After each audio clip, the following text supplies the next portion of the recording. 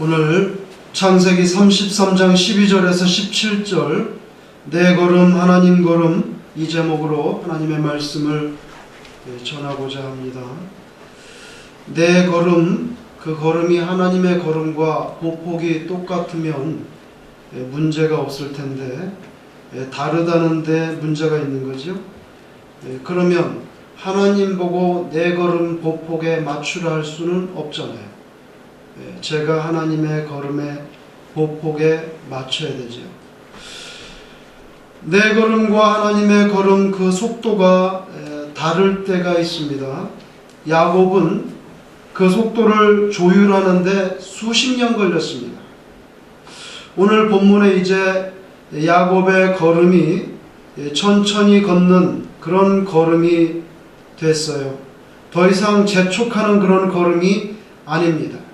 잠언 16장 9절에 보니까 사람이 마음으로 자기의 길을 계획할지라도 그의 걸음을 인도하시는 이는 여호와시니라. 이게 야곱에게 꼭 맞는 그런 말씀이 아니겠는가. 야곱은 어떤 사람입니까? 빨리 달리고 싶어하는 사람입니다. 빨리 성공하고 싶어하는 사람입니다. 그래서 기다리는 거 싫었어요. 팥죽 한 그릇 주고 형 에서에게서 장자권을 조금 과장해서 거의 강탈하다시피 가로챘습니다. 어머니 리브가의 편에도 한몫 거들었죠. 그러니까 부모님들이 어떤 자녀 하나를 편애한다는 것, 이건 가정적으로 참 좋지 않다 이렇게 생각할 수 있습니다. 눈이 어두워진 아버지, 그 아버지 이삭을 속이면서까지 장자에 대한 축복을 가로챘죠. 그 사실을 한 형 에서가 야곱을 죽이겠다고 말합니다. 뭐 재산을 준 것도 아니고 기도 한 번 못 받은 거 가지고 동생 죽이려고 합니다. 분명히 죽이려고 했어요. 그 당시에 이 기도에 의한 축복이라는 것이 얼마나 구체적이고 실제적으로 그들 피부에 느껴졌는가를 알 수 있습니다. 장자권에 해당되는 축복 기도를 빼앗긴 것 때문에 야곱을 죽이려고 했어요. 그 형 에서의 살기를 피해서 외삼촌 라반의 집으로 도망칠 수밖에 없었습니다. 거기서 20년 이상 살았습니다. 다시 고향으로 돌아왔지만 기다리는 것은 환대가 아니라 에서의 20년 넘게 벼른 서설시퍼런 칼이었어요. 칼의 남자 에서 앞에서 야곱의 인생이 정말 단칼에 끝장날 수도 있는 그런 백척간도의 형편에 놓였습니다. 기댈 것은 하나님밖에 없었어요. 야복 강가에서 제발 살려달라고 매달렸습니다. 성경에서는 축복해달라고 했지만 사실 에서의 칼에서 구원해달라고 간절히 매달린 그런 기도였을 것입니다. 사람이 못하는 일 하나님께서 하시는 거죠. 하나님께서 야곱의 죽기 살기로 매달리는 그 기도를 들으시고 에서의 마음을 녹이셨습니다. 얼핏 보면 반복적으로 형 에서에게 예물을 보냈어요. 간격을 두고 인터벌 예물을 보냈습니다. 그래서 창세기 읽어보면 에서가 계속해서 밀려드는 그 야곱의 선물을 받고 마음이 녹았나? 에서의 그 20년 이상 벼러왔던 그 복수심이 계속 밀려드는 야곱의 그 선심 공세에 녹은 것처럼 보일 수도 있지만 20년 넘게 삭힌 그 복수심이 그런 선물 받아서 간단히 녹을까? 이건 퀘스천입니다. 왜 그렇게 생각하냐면 에서가 아주 찢어질 듯이 가난하면 그럴 수도 있어요. 에서 가난하지 않아요. 에서가 동원할 수 있는 자기 부하만 400명입니다. 400명이 장정이라고 봤을 때 거기 딸린 식구들이 한 10명이라면 4,000명을 먹여 살리는 부족장이에요. 그쯤 됐는데 선물 공세, 그게 그렇게 굉장하게 느껴졌을까요? 에서가 양, 염소, 나귀, 낙타 이런 게 막 야곱이 예물로 보내왔는데 그런 것들에 대해서 정말 절박했겠냐는 거예요. 에서도 가질 만큼 가졌어요. 세월 지났어요. 에서도 부자 됐어요. 속이 뻔히 들여다보이는 그런 뇌물성 예물에 마음이 녹을 남자였느냐 말이죠. 그리고 악하게 마음을 먹을 경우에 야곱 하나 제거하면 그렇게 부분적으로 밀려오는 선물이 문제가 아니에요. 야곱을 죽이면 야곱의 모든 소유를 가질 수 있습니다. 20년 전에도 죽이려고 했고 지금도 죽일 수 있어요. 그런 관점에서 본다면 에서의 칼을 무디게 한 것은 하나님의 은혜가 아니겠는가. 자기도 4,000명 먹여 살리는 부족장인데, 그리고 그렇게 복수심이 녹아버린 것은 야곱의 약복강가에서의 그 피나는 하나님께 대한 매달림, 하나님께 대한 절대적인 간절함, 거기에서부터 가능한 것이 아니었겠는가. 20년 동안 벼렸던 그 복수심을 누가 녹이겠느냐는 거예요. 가난하지도 않은 사람에게 선물 줘서 그 마음이 녹겠느냐는 거예요. 하나님의 은혜. 사실은 그게 에서의 마음을 바꾼 거죠. 그래서 쌍둥이 동생 야곱에 대해서 박혀 있었던 미움의 원한을 하나님께서 뽑아냈어요. 에서는 동생 야곱과 화해합니다. 화해한 다음에 동생 야곱이 자기 자신과 함께 같이 사는 것을 당연하게 여겼어요. 12절에 보면 에서가 이르되 우리가 떠나자. 내가 너와 동행하리라. 같이 살자는 거예요. 20년 이상 떨어져 살았는데 피부치라는 너밖에 없는데 같이 살자. 그러나 야곱은 두 사람의 생활 양식과 방식이 너무 다르다는 거 알고 조심스럽게 사양합니다. 무엇보다도 야복강가에서 천사와 씨름한 이후에 야곱은 이제 살아계신 하나님을 의식하지 않고는 살 수 없는 인생이 됐어요. 13절 14절에 내 주도 하시거니와 자식들은 연약하고 내게 있는 양떼와 소가 새끼를 데리고 있은즉 하루만 지나치게 몰면 모든 떼가 죽으리니 청하건대 내 주는 종보다 앞서가소서. 나는 앞에 가는 가축과 자식들의 걸음대로 천천히 인도하여 세일로 가서 내 주께 나아가리이다. 야곱은 형을 가리켜서 계속 내 주, 나의 주인님이시여 이렇게 부릅니다. 저는 그게 가식이나 거짓이었다고 생각하지 않아요. 에서와 야곱은 진정으로 화해를 한 것 같습니다. 다만 야곱은 에서가 여전히 들사람이고 걸핏하면 칼 들고 나오는 들사람이란 말이죠. 자신의 삶의 방식과 너무나 다르다는 걸 알고 함께 어울릴 수 없다는 것을 내다봤다는 것 같아요. 에서는 여전히 칼로 사는 사람, 야곱은 이제는 하나님을 믿는 신앙으로 사는 사람. 여기 야곱의 지혜로움이 엿보입니다. 나이스하게 거절했어요. 그가 형 에서와 함께 갔더라면 하나님을 온전히 섬기며 살기 어려웠을 거예요. 또 오래 살다 보면 형 에서와 원치 않는 갈등과 불화의 지경에 이르지 않는다는 보장 없습니다. 일찍이 그의 조상, 믿음의 조상 아브라함도 롯과 문제 있어서 헤어질 수밖에 없었어요. 형하고 화해는 했지만 같이 살다가는 또 일이 꼬이겠다. 나이스하게 여기서 평화롭게 헤어지는 게 좋겠다. 그렇게 생각했던 것 같아요. 오늘 이 사건을 볼 때 야곱이 많이 변했습니다. 야곱의 모습 가운데 무리하게 일을 하지 마라. 그런 교훈도 받게 됩니다. 야곱 지금 하란에서부터 가나안까지 수백 킬로를 왔어요. 자동차도 없던 시절에 몇 달 걸린 여행입니다. 그러므로 이대로 야곱이 에서를 따라가다는 것은 지쳐서 쓰러질 것 예측했어요. 그러니까 아유 그냥 순리대로 가겠습니다. 저는 형 먼저 가세요. 한국에서 100세가 넘는 분이 한 1300명 있대요. 굉장히 많습니다.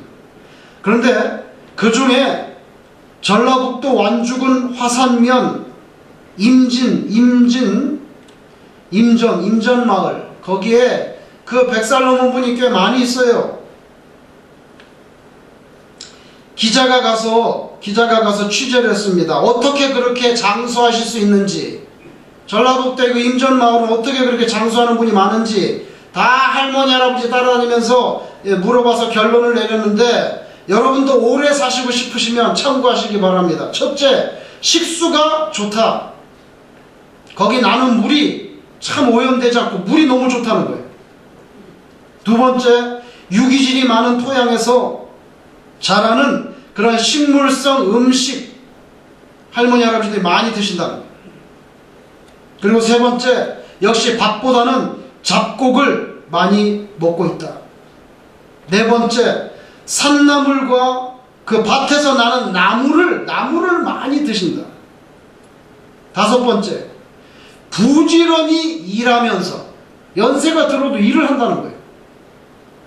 부지런히 일하면서 적당한 휴식을 취할 줄 안다. 일을 막 열심히 하는데 휴식은 생존하네요. 그렇지 않다는 거예요. 연세 들어도 뒷짐지고 있지 않고 열심히 일을 하고 또 휴식도 취한다는 거예요. 끝으로 여섯 번째, 낙천적으로 살면서 웬만한 일 가지고는 그까짓 거 뭐 그렇게 넘기는 분들이 많다는 걸 알았다. 한마디로 말하면 자연스럽게 산다는 거죠. 거기서 나는 깨끗한 물 먹고 나물 먹고 잡곡 먹고 열심히 일하고 또 자고, 그리고 또 뭐 가끔 가다가 힘든 일 생기면 뭐 또 그까짓 거 또 지나가겠지, 이렇게 생각하는데 오래 사신다는 거예요. 하나님이 주신 걸음대로 그냥 형님 먼저 가세요. 저는 그냥 좀 천천히, 이게 다 지금 가축들도 지금 힘들고 애들도 힘든데 그냥 이렇게 자연스럽게 천천히 가겠습니다. 우리에게 하나님의 명령, 내 자신의 욕심, 이거 분별할 줄 아는 영안이 있어야 된다는 겁니다. 하나님께서 노아에게 큰 배를 만들어라, 큰 배를 만들어라. 하나님의 명령이기 때문에 노아는 큰 배를 만들었습니다. 무리가 아닙니다. 왜? 하나님의 명령이었기 때문에. 이스라엘 백성들을 애굽에서 가나안으로 인도하시고 거기에 모세를 꽂았어요. 모세, 네가 이거 해라. 했습니다. 무리가 아닙니다. 왜? 하나님의 명령이기 때문에. 하나님의 명령인 경우에는 무리가 아닙니다. 하나님의 명령인 경우에는 사람의 눈으로 볼 때는 무리지만 하나님께로서는 아무런 무리가 아닙니다. 왜? 하나님께서 시키는 일이기 때문에 무리가 아니고 오히려 순종이 있어야 할 그런 사안들입니다. 하나님께서 책임져 주시니까 무리가 아닙니다. 그러나 근거 없이 까닭 없이 인간적으로 욕심에 쫓겨서 무리하게 사는 방식, 야곱은 이제 더 이상 그렇게 안 살려고 합니다. 이제까지는 그 누구보다 빨리 달렸고 그것을 위해서 속이고 꾀를 부리고 살았지만 이제 그런 총총 걸음, 바쁜 걸음 그거 하지 않겠다는 거예요. 14절에 가축과 자식들의 걸음대로 천천히 나아가리다. 야곱 많이 변했어요. 하나님의 명령이 아니라면 더 이상 무리하게 살지 않겠다. 두 번째, 나보다 월등한 사람들이 있죠. 저보다 뛰어난 사람들 있잖아요. 그런 사람들 따라서 그냥 그렇게 살지는 않겠다는 거예요. 야곱이 형 에서에게 걸음대로 천천히 가겠다는 말은 잘하는 사람 따라서 그렇게 살지 않겠다는 거예요. 애서 따라서 가지 않겠다는 거예요. 아이고 이번에 보니까 400명 부럽다 부러워. 나도 빨리 날랜 사람들 한 400명 뽑아가지고 칼을 주고 뭐 격투기도 시키고 이래가지고 유사시에 나도 좀 힘 좀 쓰게 해야 되겠다. 형한테 가서 배워야지. 빨리 가가지고. 그 지역은 에서의 땅입니다. 에서는 건장합니다. 빠른 걸음으로 가든 보통 걸음으로 가든 아무 무리가 없는 사람입니다. 그러나 야곱은 지금 그렇지 않습니다. 가족과 가축들이 지쳤습니다. 야곱과 야곱의 식구들과 야곱의 짐승들 에서를 따라 신속히 이동하는 거 무리입니다.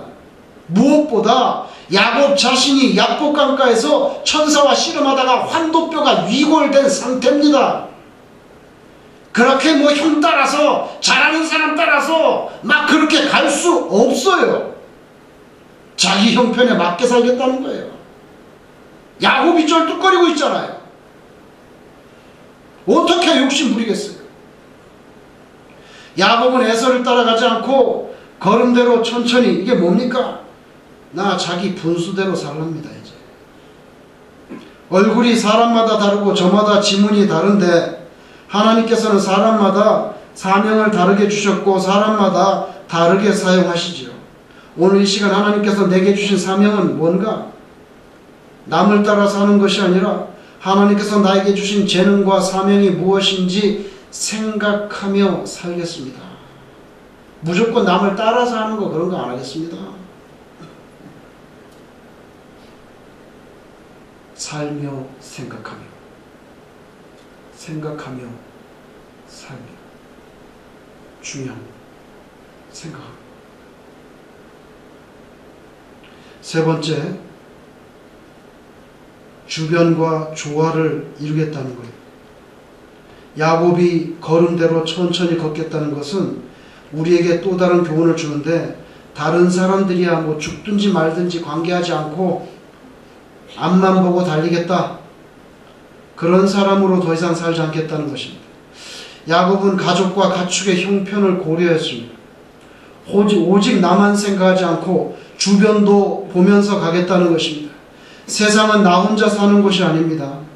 내 자유, 다른 사람이 피해를 보는 곳에서는 제한되어야 됩니다. 내 욕심, 다른 사람에게 상처를 주는 지경에 이르렀을 때는 명백히 내려놔야 됩니다. 빠른 걸음으로 가는 것은 주변의 많은 중요한 부분들을 놓치게 할 수 있기 때문에 조심해야 됩니다. 오바마 대통령이 백악관에서 헬기를 타려고 합니다. 백악관 잔디밭에 헬기가 서 있는데 오바마가 늦었는지 조금 뛰어오는 듯한 걸음으로 헬기로 다가옵니다. 헬기의 문이 활짝 열려 있습니다. 헬기 문 옆에 이쪽에 의전 담당하는 해병 군인이 제복을 입고 딱 서 있습니다. 오바마 대통령이 헬기 문 근처로 왔을 때 해병이 거수경례를 딱 했습니다. 근데 오바마가 쏜살같이 헬기로 싹 올라갔습니다. 올라가가지고 기장하고 부기장하고 악수하면서 인사를 했습니다. 악수하고 기장, 부기장하고 인사를 하니까 기장, 부기장이 스위치 켜고 이제 프로펠러기 돌기 시작합니다. 그러면 이제 오바마가 이쪽 들어서 앉아야 되는데 뒤돌아서 가지고 쭈삣쭈삣 하더니 다시 내려왔습니다. 헬기 문 옆에 있는 해병 군인에게 가가지고 기장하고 부기장하고 악수하고 나니까 생각이 난 거예요. 이 병사가 거수경례했는데 그걸 안 받았거든요. 거수경례를 하면 대통령이 이렇게 해줘야 이 사람이 손을 내릴 거 아닙니까? 근데 대통령이 올라가 보니까 어떡하겠어요? 멋쩍지만 자기 혼자 손을 내려버렸지. 다시 내려가가지고 악수하면서 미안하다고 내가 깜빡했어. 그 장면이 화면에 잡혔어요. 너무 빨리 걷다 보면 그렇게 되는 거죠. 야곱은 그렇게 안 하겠다는 거예요. 야곱이 야복강 이후로 많이 변했어요. 어떤 분이 말하는데 애플사의 지금은 돌아가셨지만 이 스티브 잡스가 정말 야곱 같은 사람이라는 거예요. 스티브 잡스의 전기를 읽어봤어요. 야곱 같아요. 굉장히 약삭 빠르고 끈질기고 끝까지 매달리고 주판을 튕기고 자기 집 차고에서 처음에 시작했는데 그 아주 그 머리가 똑똑한 중국 사람들 불러서 동업을 하는데 자기는 나가서 펀드를 끌어가지고 옵니다. 그래갖고 팔아먹고 장사를 하는데 처음에 청년 때 아직 이름 없을 때 큰 돈을 받았어요. 큰 돈을 받았는데 그러면 가가지고 창고에서 같이 일하는 자기 동업자들하고 딱 나눠서 가져야 되는데 그거 쓱딱 했고요. 쓱딱 이렇게. 야곱이에요.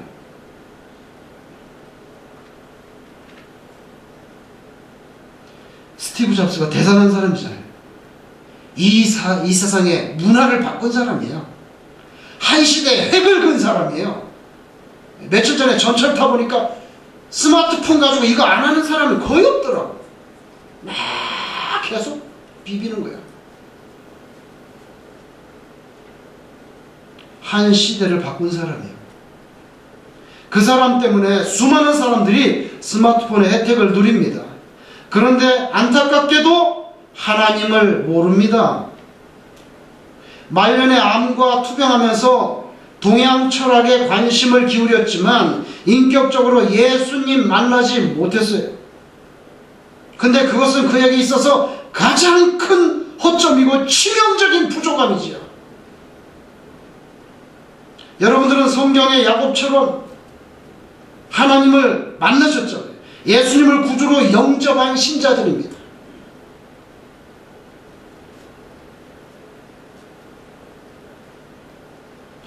야곱이 예전에는 하나님께서 주신 예언적인 말씀을 믿고 기다리지 못하고 성급하게 서둘러서 형 에서를 적극적으로 회유해가지고 죽 한 그릇의 장자권을 사고 아버지 속이고 하나님의 은총이 임할 때까지 기다리지 못하는 스타일이었어요. 근데 이제 야복강가에서 하나님의 은총을 경험하고 난 후에 예전처럼 그렇게 총총걸음으로 가고자 하는 성급함 버렸습니다. 그는 천천히 걸음대로 가겠다고 에서에게 말했어요. 확실히 예전과 많이 달라졌어요.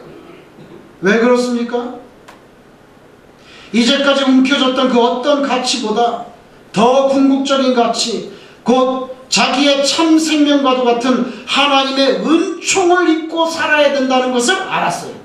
아무리 열심히 노력하고 머리 굴리고 꿰내서 재물 획득하고 장자권 얻고 와이프 다 얻었고 해도 하나님이 인정하지 않는 것은 단칼에 끝날 수 있다는 것을 그때 처음 알았던 거예요. 야곱은 일평생 세 가지를 추진했습니다. 첫째, 명예, 장자권. 명예, 재물, 자기가 사랑했던 여자, 남자로서 가질 것 다 가졌어요. 그런데 야곱의 칼에 죽을 뻔했어요.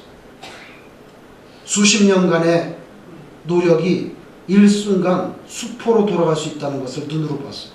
아, 이게 명예하고 재물하고 여자로 다 되는 게 아니구나. 오늘 하나님의 보호하심이 있어야 되는 거구나. 하나님의 보자기가 있어야 이게 쌓아지는 거구나. 아유, 하나님하고 보조를 맞춰야 되겠다. 그렇게 된 거죠. 이 세상에서 종이를 발명한 것은 중국입니다. 종이는 중국에서 발명했어요. 종이, 화약, 나침판 세 가지를 중국에서 발명했다고 중학교 교과서에 나와요.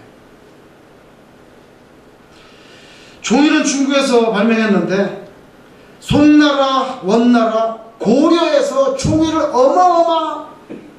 많이 종이를 가져갑니다. 종이를 중국에서 발명했는데 왜 중국에서 고려에서 나는 종이를 가져갑니까? 고려지가 월등히 좋기 때문입니다. 왜 좋은가? 두 가지 이유입니다. 재료가 다릅니다. 두 번째, 만드는 방법이 다릅니다. 중국의 종이는 마지라고 해요. 마로. 그런데 우리나라 고려시대부터 나오는 종이는 당나무에서 나오는 재료입니다. 때로는 거기다가 당나무에다가 등나무를 살짝 섞어가지고 기가 막히게 질긴 종이를 만듭니다. 재료가 달라요. 만드는 과정이 달라요. 뭐가 다르냐? 다 풀어가지고 물에 해가지고 떠가지고 한 장 한 장 말리는데, 그걸 말리고 나면 그 한 장 한 장 말린 것을 여러 장 겹쳐가지고 디딜방아 같이 생긴 그 나무망치 같은 그거로 그걸 두드립니다. 그걸 도침법이라고 하는데, 실험해보니까 200장 단위로 약 300번 때리니까 최고의 재질의 한지가 나왔어요. 마치 무명옷에다가 쌀풀 먹여서 다루미질하는 것처럼 비슷한 원리. 그렇게 수도 없이 때리고 나면 그 종이가 이 종이 질이 치밀해지고 광택이 나고 보풀하지 잔털 일어나지 않아서 먹으로 글을 쓰면은 번지지 않아요.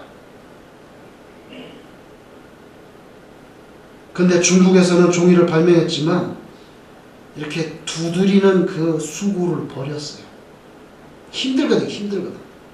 그걸 버리고 어떻게 했냐면 종이에다가 이 광물질 가루를 살짝 발라요. 하얀색 광물질 가루를 살짝 바른 다음에 조그만한 돌 가지고 살살살살 비비는 거예요. 힘이 안 들지. 그러니까 살살살 비비는. 그러니까 종이가 치밀해지지 않고 막 때려야 되는데 마구 패가지고 치밀하게 되고, 그래야 먹을 딱 올려도 퍼지지 않는다는 거예요. 그래서 발명은 중국에서 했지만 종이는 이 고려에서 다 수입해가고, 조공 바치라면서 종이로 바쳐라, 그렇게 됐던 거죠. 사람도 비슷합니다. 조직이 단단해져서 먹이 번지지 않고 표면에 잔털이 돋아나지 않아서 매끄러운 붓질이 가능하게 되는 것처럼, 말하자면 야곱도 하나님 앞에서 엄청나게 두들겨 맞았어요. 타향살이, 처가 더부살이, 머슴살이, 혼인 첫날 신부 바뀌지 않나, 장인이 걸떡하면 비즈니스 계약을 갖다가 자기 마음대로 허구한 날 일방적으로 변개하고, 그래서 소가리를 했던 게 야곱이에요. 노년 초반에 그의 가장 사랑하는 아들 요셉을 잃어버렸어요. 사실 이집트에서 멀쩡히 살고 있는데 죽은 줄로 알고 늘 슬퍼하는 거예요.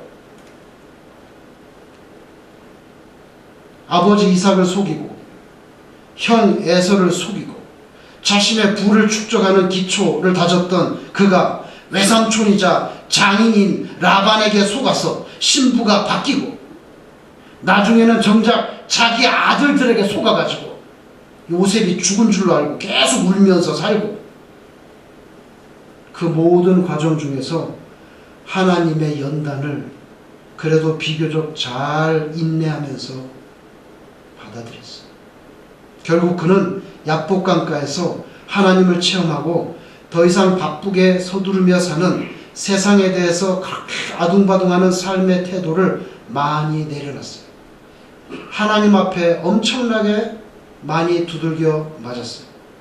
이제는 그의 삶이 치밀해졌어요. 웬간한 고난이라고 하는 먹물이 팍 쏟아져도 잘 번지지 않아요.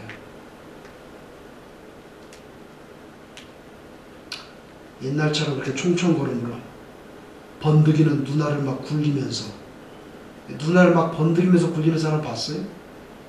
누나를 굴릴 때 그 사람의 머리가 다 보여. 그렇게 자기 머리를 의지하면서 사는 거 내려놨어요. 나 이제 천천히 가겠습니다. 하나님하고 보조를 맞추겠다는 그런 의미를 담고 있어요. 여러분, 우리가 예수님을 구주로 영접한 참 신자라고 하면 약삭빠르게 사는 것, 그 이상으로 중요한 삶의 자세가 예수님과 함께 보폭을 같이 맞추는 것. 지금 눈에 보이지도 않고 악수할 수도 없는데 어떻게 예수님과 함께 동행합니까? 바로 성경에 기록해 주신 그 예수님의 말씀대로 그분의 인격을 본받아서 예수님의 심장을 품고 예수님하고 똑같은 심장을 품고 우리에게 남아있는 이 영적인 순례자의 길, 하나님의 나라로 갈 때까지 우리의 이 순례자의 길을 내 마음대로 막 걷는 것이 아니라 예수님과 함께 보폭을 맞추기를 원하는 그 성숙한 신자. 그래서 오늘 본문의 제목을 나의 걸음, 내 걸음, 하나님 걸음 그렇게 걸었습니다. 여러분이 남은 인생 사실 동안에 혼자 막 뛰어가지 마시고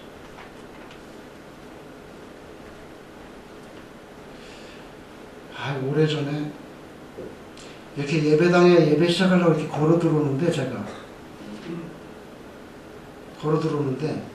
그때는 목사님이 앞에 가고 대표 기도자가 그 뒤에 따라가고 그 다음에 찬양대가 이렇게 같이 따라서 이렇게 쭉 들어갑니다.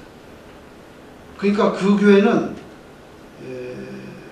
제가 제일 앞에 걸어가고 그 다음에 대표 기도자가 걸어오고 그 다음에 찬양대 이렇게 따라 들어오는데 그러니까 뒤가 안 보이잖아요. 뒤가 안 보여. 저는 전남대로 걸어가고 장로님은 장로님도 따라오고 그러는데 한 번은 예배를 드리려고 쭉 들어오는데 뒤에서 부르는 거예요. 목사님! 이게 다 조용한데 깜짝 놀랐어요. 왜 그러시냐고. 좀 천천히 갑시다. 좀 천천히 좀 갑시다 좀. 그 장로님도 참 무식해. 그걸 무식하다고 그러는 거예요. 왜? 예배 끝나고 불러가지고 목사님 좀 천천히 갑시다. 다음 주부터. 그러면 얼마든지. 다른 사람도 다 기도하는데 목사님! 무슨 일 생긴 줄 알았어 나는. 왜 그러시냐고. 좀 천천히 갑시다. 그것은 그 장로님이 오랜 세월 쌓였기 때문에 화가 난 거죠. 뒤를 돌아보지 않았기 때문에 제가. 그 장로님은 자기가 대표 기도할 때마다 화가 나는 거예요. 왜? 무슨 목사가 저렇게 빨리 걸어가.